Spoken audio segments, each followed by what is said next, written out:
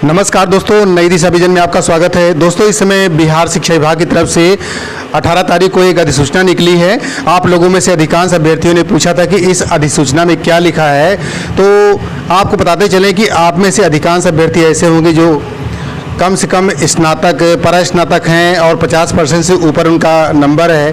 तो ऐसी स्थिति में उनके सामने कुछ और अच्छा बिहार सरकार करने जा रही है। आप लोगों को जानकारी प्राप्त हो गई होगी कि इस प्रकार की अधिसूचना 18 तारीख को निकली है और इस अधिसूचना में जो अनुच्छेद हैं संविधान के, उसके अंतर्गत सभी चीज़ों का अर्थ बताया गया है कि जो कुछ भी लिखा है उनमें विहित शब्दों का क्या अर्थ है, सरकार नया क्या करने जा रही है और ये किस प्रकार की अधिसूचना है। तो सारी बातें इस वीडियो में आपको बताएंगे। दोस्तों, पहली बात तो यह है कि यहाँ पर प्रस्तावना में सब बात स्पष्ट हो जाती है।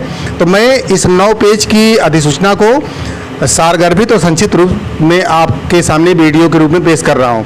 यहाँ पर जैसा कि प्रस्तावना में स्पष्ट रूप से लिखा है, इसके पहले एक पैराग्राफ दिखाया गया है। इसमें लिखा है कि उच्च माध्यमिक विद्यालयों के प्रधानाध्यापक पद पर नियुक्त एवं उनके सेवा शर्त को विनिश्चित करने हेतु निम्नांकित नियमावली बनाते हैं। तो एक नियमावली बनाई गई है। प्रस्तावना ये है कि राज्य में माध्यमिक शिक्षा के सार्वजनिकरण हेतु संकल्प 1021 दिनांक 5/7/2013 के अनुसार माध्यमिक विद्यालय विहीन सभी पंचायतों को एक उच्च माध्यमिक विद्यालय से आच्छादित करने का निर्णय लिया गया है।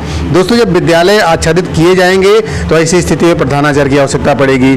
तो यहाँ पर शिक्षा में गुणवत्ता के सुधार के लिए विद्यालय स्तर पर प्रभावी नेतृत्व की आवश्यकता है और इन उद्देश्यों की पूर्ति के लिए बिहार शिक्षा विभाग बिहार सरकार के नियंत्रणाधीन प्रधानाध्यापक का नया संवर्ग का गठन किया जाना है।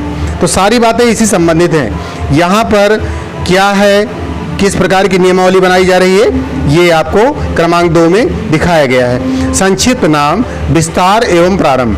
यह नियमावली बिहार राज्य उच्च माध्यमिक विद्यालय प्रधानाध्यापक नियुक्ति, स्थानांतरण, अनुशासनिक कार्यवाही एवं सेवा शर्त नियमावली 2021 कही जाएगी। यानी अब आपको ये बात समझ में आ गई होगी कि नई नियमावली बनी है 2021, जो कि 2013 के बाद बनाई गई है। तो यहाँ पर स्पष्ट रूप से आप देख रहे होंगे, यहाँ पर 5/7/2013 का जो सार्वजनिकीकरण का संकल्प था उसको आगे बढ़ाते हुए 2021 में यानी अगस्त 2021 में ये नियमावली आप लोगों के सामने अधिसूचना के रूप में दिखाई जा रही है। इसका विस्तार पूरे राज्य में बिहार में है और यहाँ पर परिभाषाएं दी गई हैं। सरकार का क्या मतलब बिहार सरकार, प्रशासनिक विभाग का मतलब है शिक्षा विभाग, उत्क्रमित माध्यमिक विद्यालय का मतलब है तत्कालीन संचालित राष्ट्रीय माध्यमिक शिक्षा अभियान के तहत मध्य विद्यालय। पूरी सूचनाओं की जानकारी आपको दी गई है। यहाँ पर जो भी पारिभाषिक शब्दावली है उसका सारा अर्थ दिया गया है।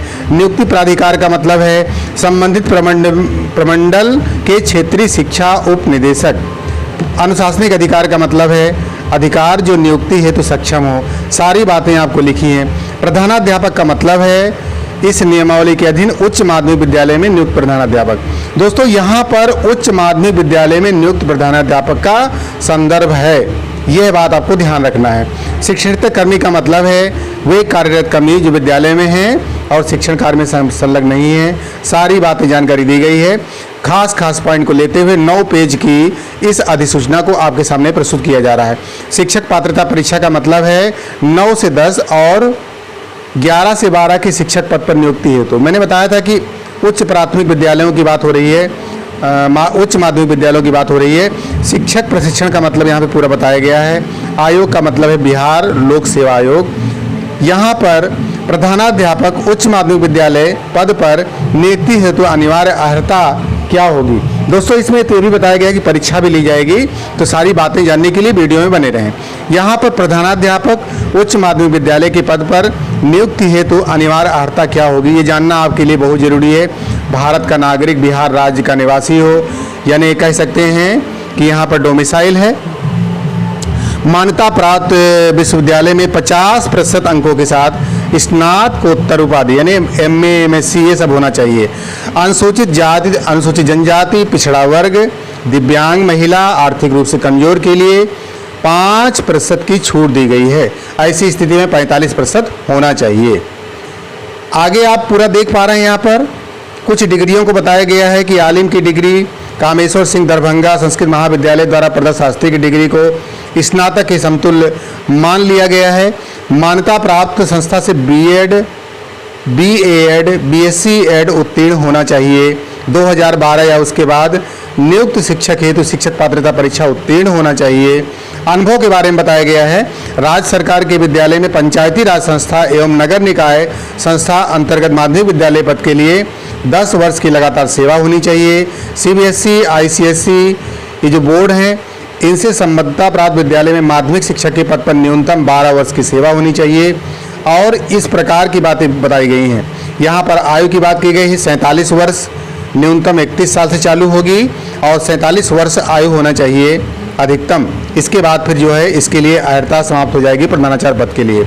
आरक्षित वर्ग के शिक्षक के लिए अधिकतम आयु सीमा में सामान्य प्रशासन विभाग एवं प्रावधानित छूट दी जाएगी।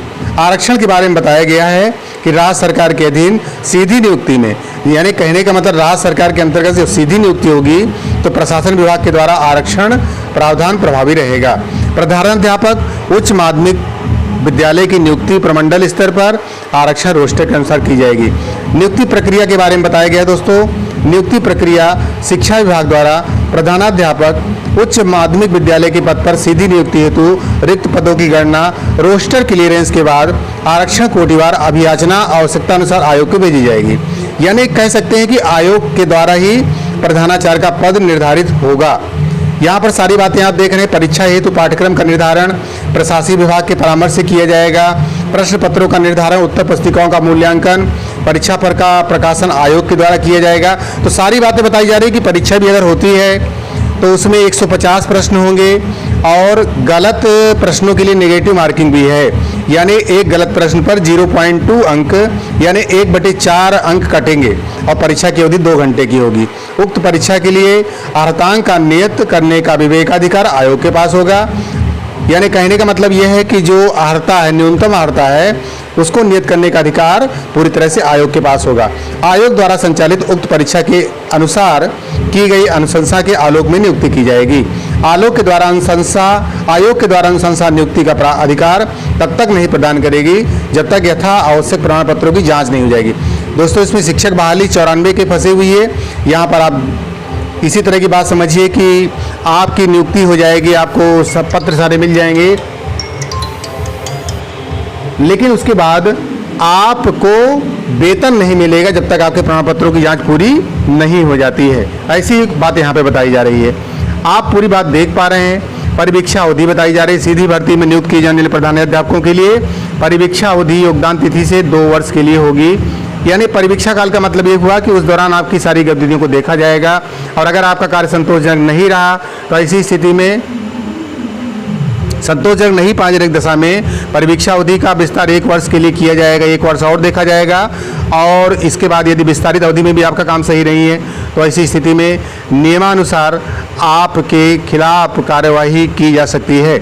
यहाँ पर अनुकंपा के आधार पर नियुक्ति। इस नियमावली में नियुक्त प्रधानाध्यापक सेवा काल में मृत्यु होने पर उनके अर्हताधारी आश्रित पंचायती राज संस्था एवं नगर निकाय संस्था अंतर्गत प्रारंभिक शिक्षक के मूल कोड के पद के लिए विद्यालय सहायक, विद्यालय परिचारी के पद पर उपलब्ध रिक्तियों के विरुद्ध संबंधित नियोजन इकाई द्वारा अनुकंपा के आधार पर नियुक्ति किया जा सकता है। यहाँ पर भी बताया गया है। आचरण संहिता बताई गई है। इसमें यहाँ पर कुल मिलाकर के 7 पॉइंट हैं, यानी जो भी निहित प्रावधान हैं यहाँ पर आप देख पा रहे हैं। इनका स्क्रीनशॉट ले सकते हैं। कुल मिलाकर के बच्चों का मानसिक और शारीरिक प्रताड़ना नहीं होने देना है, किसी प्रकार के नशा का सेवन नहीं करना है और सामाजिक कुरीतियों से दूर रहने में सक्रिय भूमिका निभानी है। वार्षिक माध्यमिक परीक्षा, उच्च माध्यमिक परीक्षा के सफल संचालन हेतु बिहार विद्यालय परीक्षा समिति द्वारा समय समय पर दिए गए निर्देशों का अनुपालन कराना है। ये सारी बातें प्रधानाचार्य के ऊपर लागू होंगी। शिकायत और अपील के बारे में बताया गया है कि इसको विनिश्चय करने के लिए सख्त निदेशक माध्यमिक शिक्षा को होगी। प्रकीर्ण एवं व्यावृत्ति, ये नियमावली विभागीय संकल्प संख्या 1021/5/7/2013 के आलोक में बनाई गई है और सभी पंचायतों में स्थापित माध्यमिक विद्यालयों राष्ट्रीय माध्यमिक शिक्षा के अभियान के अंतर्गत स्थापित उत्क्रमित माध्यमिक विद्यालयों पर प्रभावी मानी जाएगी। यहाँ पर सारी बातें दोस्तों देख पा रहे हैं, काफ़ी बड़ा PDF है। तो ये जो आदेश है बिहार के राज्यपाल के आदेश से है और उसके नीचे मान सकते हैं डिजिटल हस्ताक्षरित है अपर मुख्य सचिव शिक्षा विभाग के द्वारा। यानी आप भी अगर प्रधानाचार्य बनना चाहते हैं तो इस पूरी बात को आपको ध्यान से पढ़ना है। अगर यहाँ पर इस नियमावली से संबंधित कोई और समस्या है तो कृपया कमेंट में लिखें, उसका निस्तारण यथासंभव यथाशक्ति किया जाएगा। तो मिलते हैं आपसे अगले वीडियो में। नमस्कार, जय हिंद।